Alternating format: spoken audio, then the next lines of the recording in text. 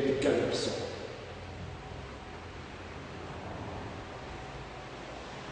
Em segundo lugar, hoje, além deste objetivo de educação para todos, temos o paradigma educativo. E o paradigma educativo não assenta na educação escolar. O paradigma educativo assenta no princípio da educação e formação ao longo da vida, em que a escola tem um papel estratégico fundamental, tão fundamental que não pode fechar-se sobre si e que não pode sequer fechar-se sobre as tarefas ligadas à educação escolar. Educação ao longo da vida. Aprender a aprender.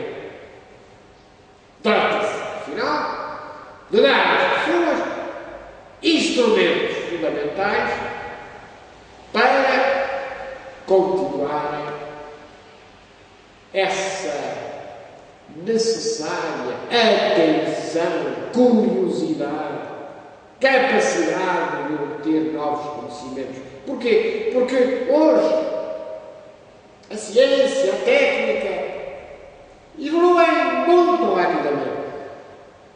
E nós não podemos ter a veleidade de pensar que a escola dá os instrumentos fundamentais que vão ser válidos para toda a vida. Não. A escola vai ter que dar os instrumentos fundamentais que permitam aprender a aprender. Compreender as mudanças. Compreender as alterações. E isso é difícil. E é difícil porque não pode levar à desvalorização do saber, da transmissão dos saberes ou dos conhecimentos. Tem que considerar o saber e o conhecimento à luz da capacidade transformadora do ato educativo, da realidade cultural, da realidade social, da realidade científica.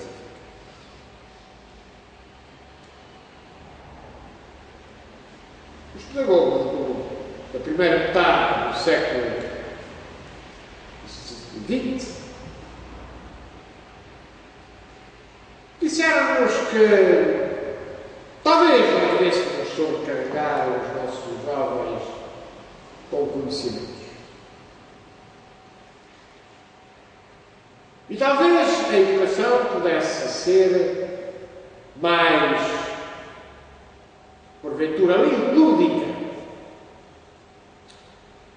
Hoje não são os pedagogos, hoje são os médicos, hoje são os cientistas das neurociências a dizer-nos que, de facto, é indispensável percebermos que há capacidade dos nossos jovens, dos nossos estudantes, que não podem ser desvalorizadas, que não podem ser esquecidas. E hoje as neurociências nos dizem coisas muito simples. Por exemplo, que ao desvalorizar o exercício da memória, nós estamos, afinal, a perder capacidades e a perder o desenvolvimento das capacidades dos estudantes, das capacidades do aprender a aprender. Isto significa, afinal, que hoje as neurociências nos ensinam que os desafios devem ser desafios adequados, naturalmente, aos nossos estudantes, mas desafios exigentes. Porquê? Para garantir que preparemos os nossos jovens para os desafios da própria sociedade, que são cada vez mais complexos. E não podemos estar, naturalmente, a deixá-los desarmar relativamente a exigências que não podem deixar de estar presentes. Falei-vos da educação para todos, da educação ao longo da vida, da relação entre a educação e a formação, da compreensão cada vez maior da relevância da formação,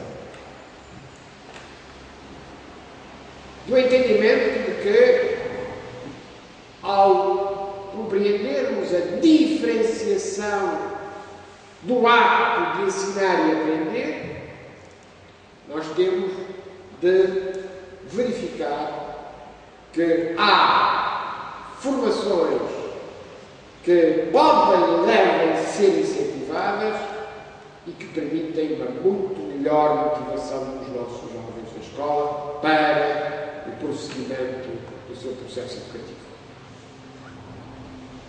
A média europeia das formações profissionais é, neste momento, cerca de 40%, e em Portugal, como sabem, é muito menos de metade. Perguntar-me-ão, mas, afinal, essa ideia de ligação à vida ativa não pode introduzir o processo educativo da escola? Não, na medida em que nós temos o objetivo da educação para todos. E ao termos o objetivo da educação para todos, nós temos que entender que as estratégias diversificadas têm que se preocupar também com a ligação à vida ativa. E essa ligação com a vida ativa é uma ligação que não pode deixar de ser exigente, mas no entendimento de que essa exigência é uma exigência adequada, afinal, à inovação científica e tecnológica do mundo contemporâneo. Depois, a compreensão de que a exigência, a disciplina e a qualidade são fatores essenciais e que é indispensável a ideia de prestação de contas. Prestação de contas não é prestação de contas contabilística. Prestação de contas no sentido de assumir a responsabilidade, de avaliar as instituições, avaliar os intervenientes como ato preparatório fundamental relativamente a uma sociedade que a nossa é, que tem fronteiras abertas e em que as comparações são cada vez mais com os países mais desenvolvidos, com os sistemas mais desenvolvidos. E por isso temos que nos preparar, temos que nos apetechar para essa mesma situação. Estou-me a aproximar do fim. Referindo agora a alguns aspectos práticos que não podem deixar de ser analisados na relação entre educação e cultura. Primeiro, o tema da comunicação. As línguas. A língua e as línguas. A língua materna e as línguas estrangeiras. Hoje vivemos num tempo em que o multilinguismo está na ordem do dia. Se as fronteiras se abriram-se as necessidades de comunicarmos com outras culturas. Daí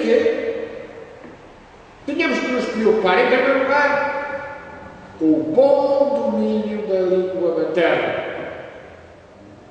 Não há possibilidade de ter conhecimentos adequados de línguas estrangeiras sem o bom domínio da língua materna.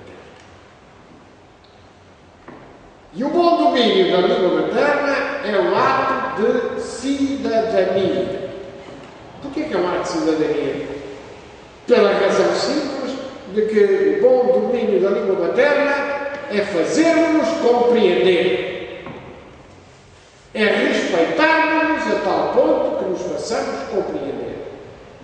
A falar é que a gente se entende, diz o povo. Pois bem, mas a falar que nos compreendemos. Línguas. É fundamental que nós nos apetechemos com bons meios de comunicação interpessoal.